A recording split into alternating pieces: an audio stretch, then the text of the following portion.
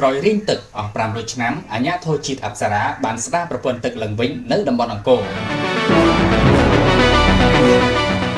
សៀមរាបលោកភឿនសុខីមប្រធាននាយកដ្ឋានគ្រប់គ្រងព្រៃឈើទឹកនិងហេដ្ឋារចនាសម្ព័ន្ធនៃអាជ្ញាធរជាតិអប្សរាបានអ៊ូបញ្ជាក់ថាក្រោយរែងទឹកអស់រយៈពេល500ឆ្នាំអាជ្ញាធរជាតិអប្សរាបានស្ដារប្រព័ន្ធធារាសាស្ត្រឡើងវិញថ្លែងក្នុងជំនួបជាមួយអ្នកសារព័ត៌មានជាតិនិងអន្តរជាតិធ្វើដំណើរទស្សនកិច្ចស្ដីពីបេតិកភណ្ឌនៅលើទឹកដីអង្គរលោកភឿនសុខីមបានបញ្ជាក់បន្ថែមថាការស្ដារប្រព័ន្ធធារាសាស្ត្រឡើងវិញបានជួយឲ្យប្រជាពលរដ្ឋមានទឹកប្រើប្រាស់គ្រប់គ្រាន់បញ្ជៀសទឹកចំនួននិងជួយទ្រទ្រង់គ្រឹះអង្គរផងដែរប្រធាននាយកដ្ឋានទឹកនៃអាជ្ញាធរជាតិអប្សរាលើកឡើងយ៉ាងដូចនេះថាក្នុងរដូវវស្សាក្រុងសៀមរាបលិចទឹក3ទៅ4ដងក្នុងមួយឆ្នាំប៉ុន្តែចាប់ពីឆ្នាំ2012មកអាជ្ញាធរជាតិអប្សរាបានជួសជុលនិងស្ដារប្រព័ន្ធធារាសាស្ត្រមួយចំនួនឡើងវិញដែលអាចទប់ស្កាត់និងបញ្ជៀសទឹកចំនួនបាននៅក្នុងក្រុងសៀមរាបក៏ដូចជាតំបន់ប្រាសាទលោកបន្តថាបើគិតមកទល់ពេលបច្ចុប្បន្ននេះមានរយៈពេល13ឆ្នាំហើយដែលក្រុងសៀមរាបក្នុងរដូវវស្សាលែងមានទឹកជំនន់ហើយប្រជាពលរដ្ឋខ្លះសឹងតែភ្លេចទៅហើយថា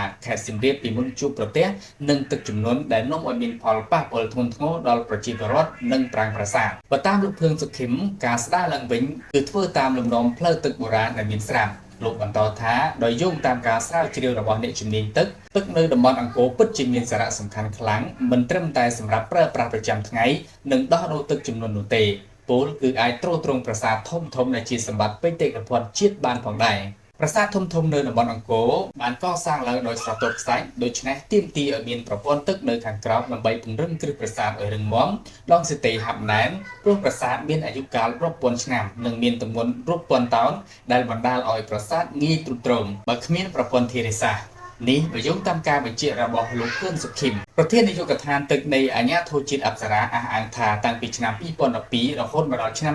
2025នេះការស្ដារឡើងវិញនៃប្រព័ន្ធធារាសាស្ត្រសម្រេចបាន 90% ហើយពលគឺ93គីឡូម៉ែត្រលោកថាក្រោយបញ្ចប់ផែនការនេះជោគជ័យទាំងស្រុងនោះខេត្តសៀមរាបនឹងអាចផ្គត់ផ្គង់ទឹកបានគ្រប់គ្រាន់ទោះបីជាភ្ញៀវទេសចរកើតឡើងយ៉ាងណាក្តី